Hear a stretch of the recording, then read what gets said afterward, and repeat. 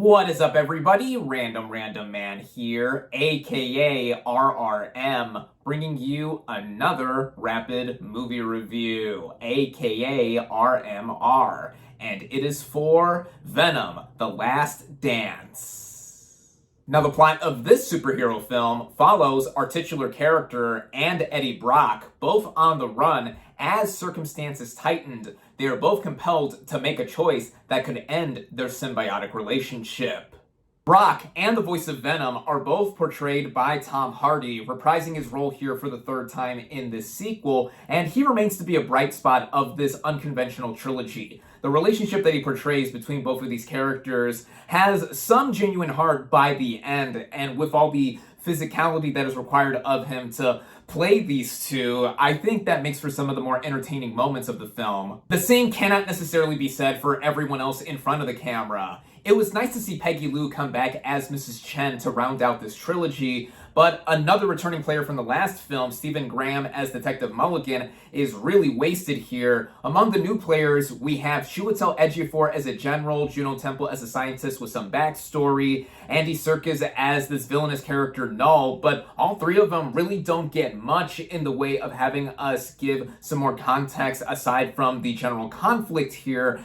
And there's this hippie family with the parents played by Reese Ifans and Alana Ubach that have prominence, but also try to have some heart thrown in, but it doesn't entirely work. Also returning here, but behind the camera, is Kelly Marcel, who after penning the first two Venom movies, returns here in that role as well as a producer and marks her directorial debut here. And what she does in working with a story by herself and Hardy felt very cobbled together in terms of its execution. The characters that I've mentioned felt like they were randomly inserted or used and just put around the center conflict of Brock and Venom on the run. And this is probably due to this film coming in the wake of the Hollywood strikes of last year. Even with some introduction of the central conflict, there's a lot of downtime across this movie and not much further progression in the relationship between Brock and Venom.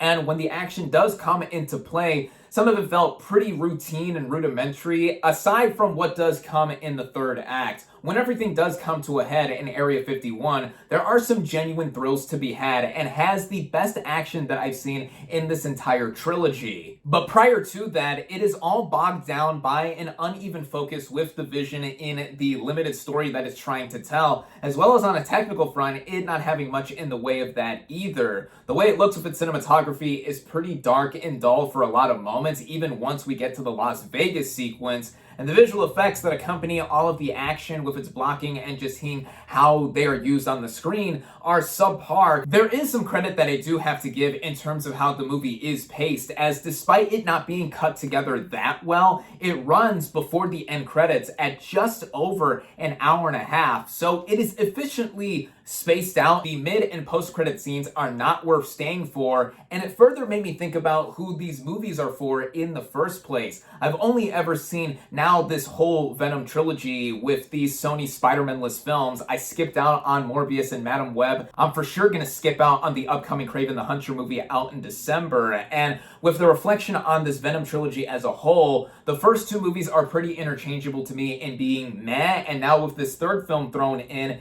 it feels like it's just a big whimper to see it all be together, despite there being some weird charm with how Tom Hardy plays Eddie Brock and Venom together. If you're a fan of the first two Venom films, then you're probably not going to mind heading out and seeing this third film in theaters where it is only currently available. However, if you're someone like myself who really has not been gelling with this series as a whole, then I would say watch this one at your own risk.